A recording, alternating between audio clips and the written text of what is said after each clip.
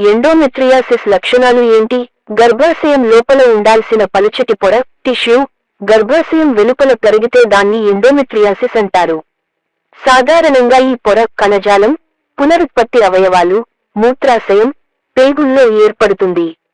గర్భాశయంలో అండాలు నెలకోసారి విచ్ఛిన్నమైనట్టే ఈ టిష్యూలోని కణజాలం కూడా విచ్ఛిన్నమై రక్తస్రావం అవుతుంది. కానీ ఈ రక్తం శరీరం నుంచి బయటకు వెళ్లే మార్గం లేదు. అందుచేత మంట, నొప్పి కలుగుతాయి.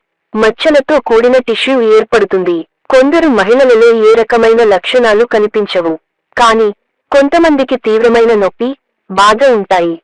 కటి భాగంలో విపరీతమైన నొప్పి, శృంగారంలో పాల్గొన్నప్పుడు, మల, మూత్ర విసర్జన సమయంలో నొప్పి, అలసట, గర్భం ధరించలేకపోవడం మొదలైన లక్షణాలు ఉంటాయి. దీనికి చికిత్స లేదు. కానీ లక్షణాలు తగ్గించేందుకు చికిత్స అందించవచ్చు. హార్మోన్ చికిత్స,